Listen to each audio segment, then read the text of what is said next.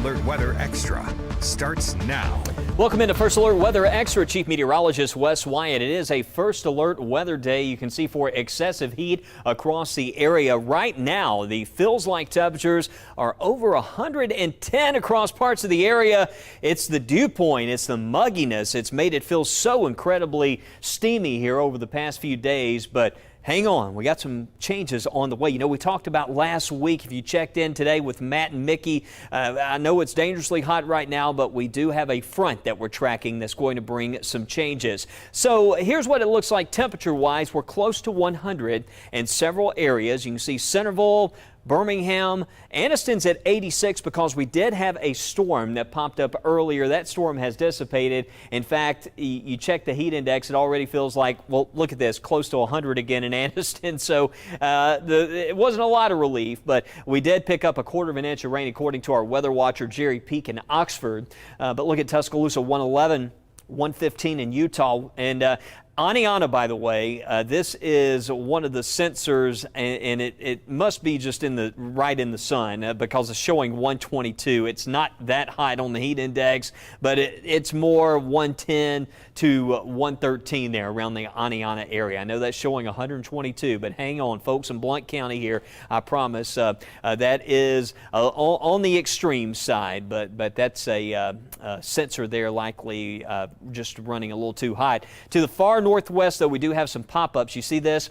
That's what's on the way. We have a front, some isolated development that could impact the area tonight. So next big thing for us, a first alert for isolated showers and storms. Tomorrow, we've got highs in the 80s during the afternoon. And if we see rain tomorrow, the greatest chance early in the day, front on the way. Once that front sweeps through here, less humid, feeling at least more comfortable there for the evening hours. A refreshing north wind that's going to return for tomorrow night. So looking at the setup here, nice little break on the way for the middle of the week, but just how long is it going to last? We'll talk more about that coming up in the 7-day forecast. Also coming up right here on Weather Extra, we're going to talk about the storms that impacted the area over the weekend. We got a lot of photos and we've had lots of reports of trees down, and I know it's been a busy summer for the power crews out there helping to restore power around the state, and certainly could be one of the hottest months ever recorded. I mean, just looking at what data we do have, just as a comparison, we'll talk about that. And also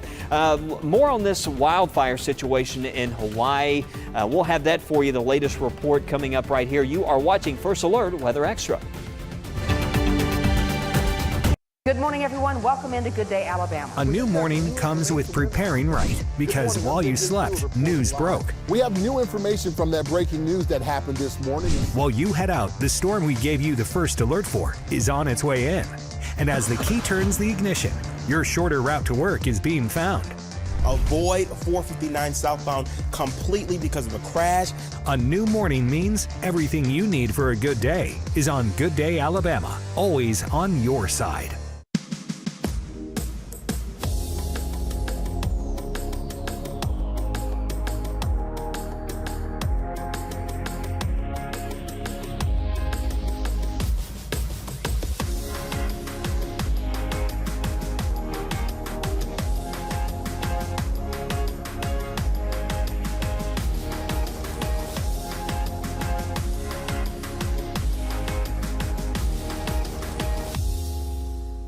The First Alert traffic you need to get you there safe and on time.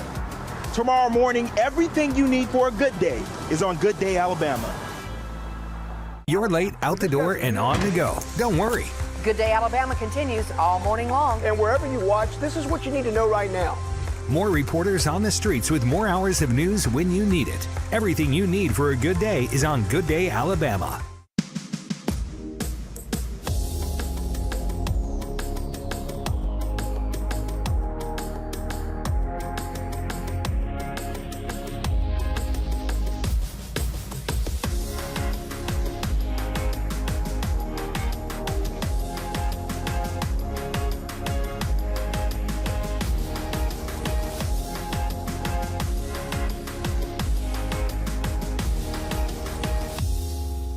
Knowing first is everything. First Alert Weather. certainly a weekend of stormy weather, the heat, the humidity, and it was quite an active setup. But you can see finally on radar, rain chances are backing off across parts of the area. Right now, Matt and Mickey check in to update us on the rainfall totals and a recap of the stormy pattern. So, Mickey, it's been a very wet start to the month. Yes, it has. And some spots have already exceeded the amount of rain they should see for the month. I see one right now. Birmingham's typically a little over 4¼ inches, but so far in August, and what is this, the 14th day, about midway through, and we're at over 5 inches of rainfall there, Matt. Yikes. And then in Tuscaloosa, normally averages about 4¼ as well. And they've recorded 2 inches. Not bad. I mean, we're still halfway to go, so there's still time to make up for that. Anniston 3½ normally, and you've already picked up over 2½. So I think that's what Bon Jovi was singing about. We're halfway there. I think he was singing about rainfall totals. It's not about football. I don't know. Oh, well. All right, let's talk about some of that rain that has fallen over the past 3 days. And if you look at the map, especially East Alabama seems to be the area that saw the most amount of rainfall over the past 3 days. So up towards Coleman, not a lot. Some spots a little bit more than others, obviously. Towards the Warrior area, over 1/2 inch of rainfall. Almost an inch of rain near the Springville area in Trussville. You can see a bullseye in yellow just north and east of Birmingham, probably over an inch of rainfall in that area. A little further to the south towards Coosa County, though, man, they picked up about 2 inches of rain towards Alexander City, just out of our area. You can see in the Tallapoosa County, they received a whole lot, about 1.5 inches. Right. So, you know, the stormy weather, I know a lot of you are probably tired of seeing these kind of clouds and the nasty wind and having to clean up with trees just falling everywhere. It's been a busy summer. Busy summer. It really has, and I think we can at least say temporarily goodbye to this kind of weather for this week. But check out these photos from this weekend. Harold Williamson sent this in. Look at that shelf cloud in the distance. He's right there. He's taking a selfie from the Tattersall Publix yesterday parking lot. So fortunately, he was able to get inside, I guess, and do a little grocery shopping while that went those are through. some creepy clouds. If you see something like that, you're going to get some wind, and then follows after that with some heavy rainfall and some lightning. This was also submitted. This is from Fairview area. TP is the initials, so thank you for sending in that photo. But you see something like that, What's up, TP? I think some people will look at that and think, oh my goodness, that might be a tornado. Yeah. But it's not. It's just it could be an edge of the shelf cloud, or maybe what we call scud, where just low-lying clouds. There's no rotation involved with it, but it does give you a creepy appearance, sort of just like this picture, Mickey. Ashley Reeves from Springville, Alabama, sent in some ominous clouds in that particular view. Kind of pretty, but you know, there's a lot of rain and wind associated with some of these clouds. There's another shelfie. Yep, Lori sent this in from Hoax Bluff, so that's a pretty intense storm right there. Very photogenic, you could say. Lori, she's kind of like Cher, just one name. Yep, so there you go. But unfortunately, with these storms, we've seen so many reports of trees going down. This one we had one down on Red Mountain. We Friday. did Friday, so that was a mess trying to clear that out. So this is just one of those things. And really, if you think about it, when you get so much rain, it doesn't take a lot of wind to knock those trees down. Yeah, the soil just gets saturated. But let's say goodbye to those kind of things. I would love to see some nice pictures, such as sunrise and sunset, something calm, because it's been so busy. Yeah, maybe TP can send a selfie. Yeah, so submit your weather photos right there, and just submit it. Let us know where you took it, and make sure you include your name so we can share it right here on Weather Extra. Peace. All right, thanks, Matt and Mickey. And our area wasn't the only one to see severe weather, or at least those scattered severe storms over the weekend. And, of course, through last week, 2 EF1 tornadoes touched down in southern New Jersey. It's been very active across parts of the mid-Atlantic and into New England. From Thursday afternoon, Alina Gomez, she's going to share some videos of the high winds from both tornadoes that impacted the New Jersey area. All of a sudden, if you could say the sky fell, that's exactly what happened. It came blasting down into my backyard. I ran with the dog into the hallway, knowing full well what was going on. Pam Lee's Ring camera captured video of an EF1 tornado that touched down in the Browns Mill section of Pemberton Township, New Jersey. You can see the strong winds whipping things up. The tornado demolished her shed where she kept her beloved bunnies. The rabbits were underneath there. Thank God they knew to hide. I was literally screaming, oh my God, they're dead, they're dead. And then I found them. This all happened around 3 yesterday afternoon. That tornado reportedly caused extensive tree damage, snapping and uprooting trees near Margaret Street. It actually takes more wind to snap a tree on the trunk than it does to uproot a tree.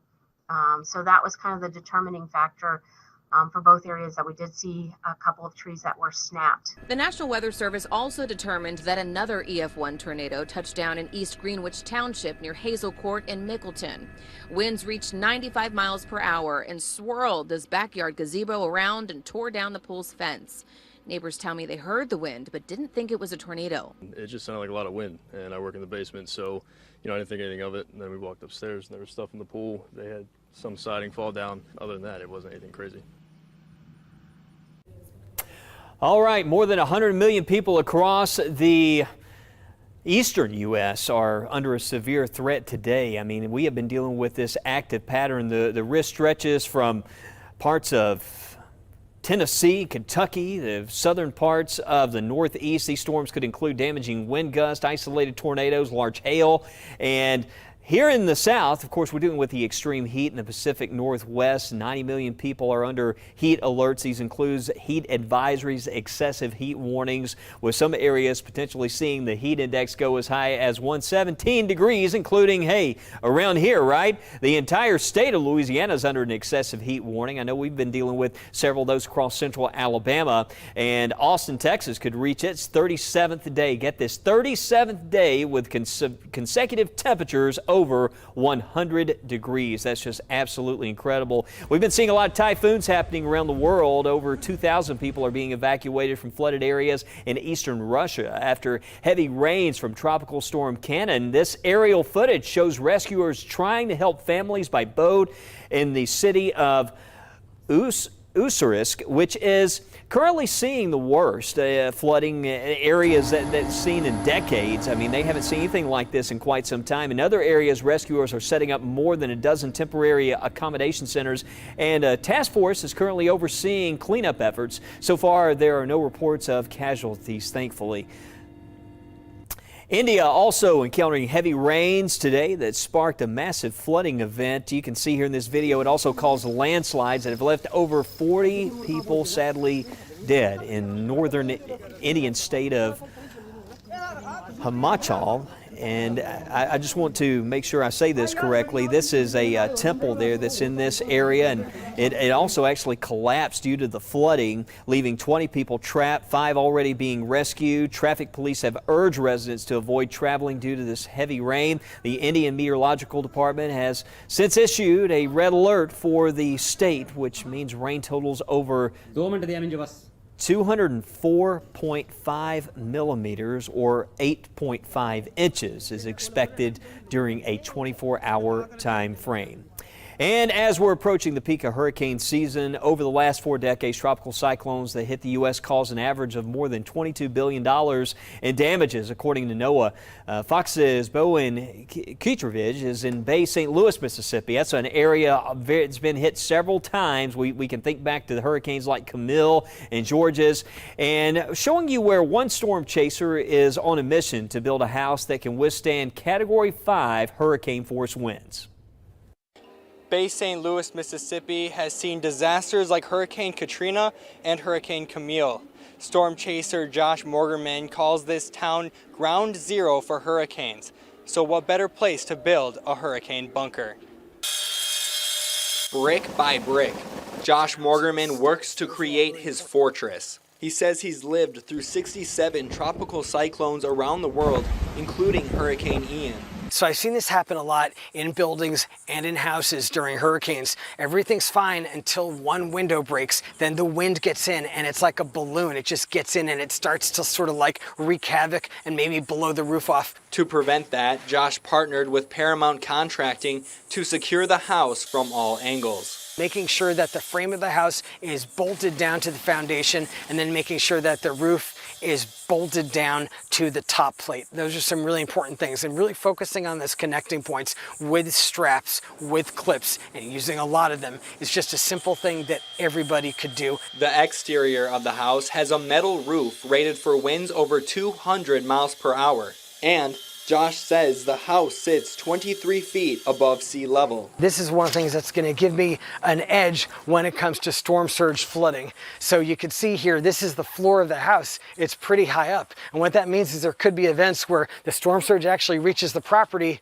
but the house is okay. The Federal Alliance for Safe Homes says the cost to build a resilient home runs up only 1% or less depending on the products used. He's building a home and he's using our nation's highest standards to do so. So we're really happy to see him do that because he's spreading the word of how important it is. Whether or not a home is ever hurricane proof, well, time will tell. But if any house has a shot at being hurricane resistant and hurricane proof, this one does. Construction for Josh's home is set to finish sometime in the fall. Josh says no matter what storm the Gulf Coast sees next, he plans to ride it out in his hurricane house. In Bay St. Louis, Mississippi, Bowen Kadrovich, Fox News. Well, right now things are quiet in the tropics, but there's a chance we could start to see some developments over the next couple of weeks. We're going to be talking about what's happening in the tropics. Full 7-day forecast after the break. Stay with us. You are watching First Alert Weather Extra.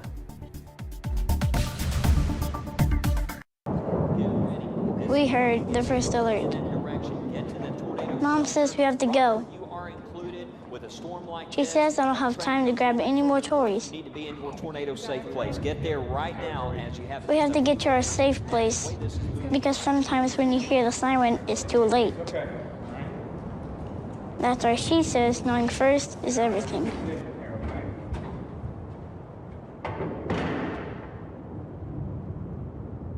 We know weather can be grab the umbrella or jogging shoes, but it's so much more. It's a science, an art, led by knowledge and experience. And no one has more of that than a WBRC First Alert weather team. Warning you first with more hours committed to you. And the first forecast built to see weeks, days, and even minutes ahead, right down to where you live. From the team you trust on your favorite screen. Doing the weather better. The WBRC First Alert weather team, always on your side. The first alert is more than a warning. It's a promise. A promise to get you out of harm's way with plenty of time to spare. 4 walls and a roof can be replaced. Lives can't. That's why knowing first is everything. First Alert Weather.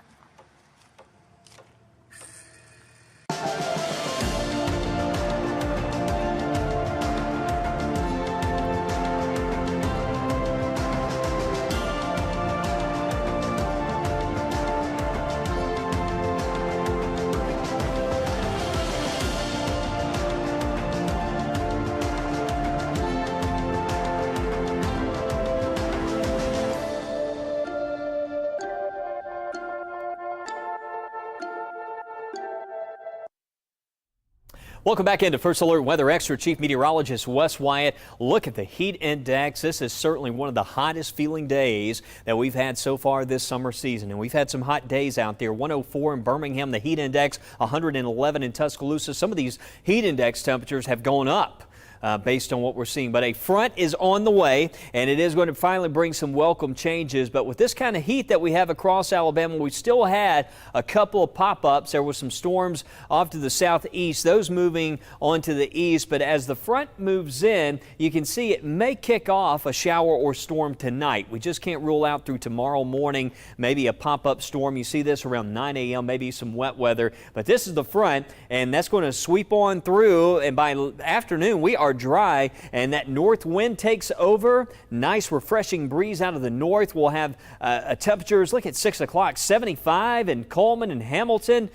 What a turnaround compared to right now, 24 hours from now. I mean, right now it feels like 111, and in 24 hours it could feel like 75 in some spots. That is a front. And by definition, it's a cold front.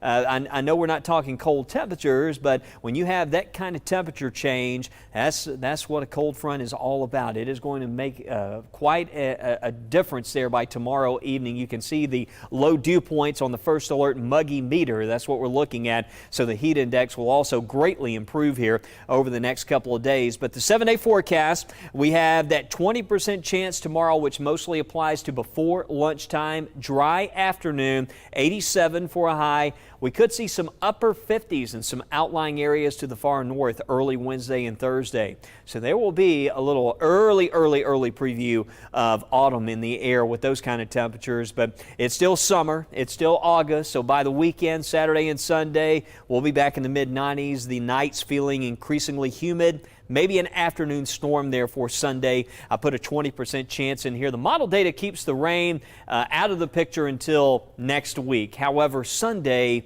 I put a 20% on there because most times the models just don't do a good job on handling how quickly the moisture can return around here. So I think we'll see some afternoon storms. Let me show you what's happening in the tropics here quickly. We'll take a look at the hurricane season forecast, and I know things have been relatively quiet over the past several weeks, over the past months compared to recent hurricane seasons, but we're right here. We're just now entering the peak of the Atlantic hurricane season. A lot of the global data is telling us that in the weeks ahead, we could see a marked increase in activity, and we need to closely monitor this weekend and into next week because some of the global data is wanting to pick up on a couple disturbances out there. We'll take a look at right now where we're seeing a couple systems that may try to become better organized later in the week over the eastern Atlantic. You see here there is a 20% chance to 30% chance of development with a couple disturbances here towards the end of the week. But if you are traveling to the coast this weekend, you can see those rain chances minimal, and it looks as though most areas will be dry there as we go into Saturday and by Sunday and Monday could see more afternoon storms in early next week there along coastal areas, but at least going into the weekend, I don't see at this point a tropical system, but just know it can change quickly. So over the next several days, make sure you check in for updates just in case we start to see some developments there in the tropics. Well, as things finally begin to cool down, at least for the next couple of days, NOAA has released that July was the hottest month on record, according to NOAA. Recordings of global temperatures, they go back 174 years, and based on what data we do have, July reached just over 2 degrees above the 20th century average, being a third of a degree warmer than the last record-breaking July back in 2021. And because of El Nino, it's believed that next year could be even warmer.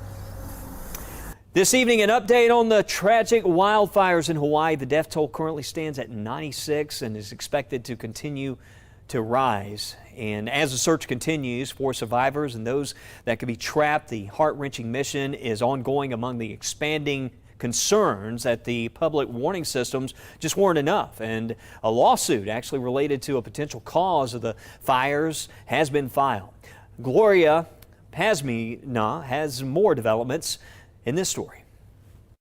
I'm completely heartbroken over this. Dwayne "The Rock" Johnson, who has strong family ties to Hawaii, echoing a sentiment shared by many. Hope is really the most important thing that we need, and to be sensitive to those who have lost everything. But hope is a high bar for many fire survivors, especially those with missing loved ones, watching as rescue and recovery teams sift through the ashes while remnants of the fires still burn. Every day going back to help clean up and help put spot fires out, or it still seems like a nightmare that we're trying to wake up from. Also rumors that the tragedy is becoming a morbid spectacle. I heard there was a snorkeling boat looking at Lahaina Town.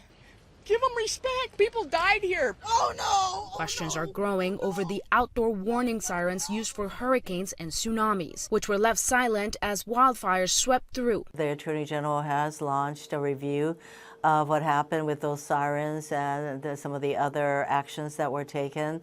Some survivors were sent texts to phones without service. In the chaos of fleeing, trees were falling and branches were starting on fire, power lines were falling down. those power lines the focus of a new class action suit filed against Hawaiian Electric, claiming the company failed to cut power as toppled energized lines ignited wildfires. Hawaiian Electric says it will cooperate with the review into exactly what happened. In Maui. And that was Gloria Pazmino. Just want to make sure I clarify. Officials have not yet determined the fire's exact cause, but do say it's the deadliest U.S. wildfire in more than 100 years. Hawaii's governor is expected to hold a news conference on Maui at 8:30 p.m. Central Time. And as wildfires continue to become more common across the world, the Alabama Forestry Commission is taking steps to try and prevent fires from happening here. We know back in 2007 we had that drought, we had lots of wildfires, and program manager Ricky Field says wildfires happen year-round here, but are most common in the spring. Field says the commission takes preventative measures like prescribed burns and vegetative reduction. And here in Alabama, we burn roughly almost 1 million acres annually in timberland and so forth to help prevent things like this. So we take a proactive approach and do everything we can to prevent this. We see that a lot. We see a lot of our sky vision cameras. You'll see those large smoke plumes, and many times it's the prescribed burns happening in the forest areas. Right now, there are no uncontrolled wildfires in Alabama, but of course in this kind of pattern right here, it certainly feels like it's fire hot across the state with these temperature extremes that we currently have. Heat index levels over 110. Still play it safe out there. It is still a first alert weather day at this time. Excessive heat warnings in effect until 9 o'clock this evening. But again, tracking a front, some changes on the way, and cooler temperatures in the forecast. We will have lots of radar updates coming up tonight on the news at 9, 9:30, and 10 o'clock. And we'll have the latest data talking a lot more about what kind of temperature change we could see and just how cool it could get. That's in your First Alert Weather. Again, follow us on the First Alert Weather app. We are streaming right now on the Fox 6 Weather app. You can download for free by searching WBRC in your app store. I'm Chief Meteorologist Wes Wyatt. Thanks for tuning in to First Alert Weather Extra. We'll see you tonight on the news first at 9.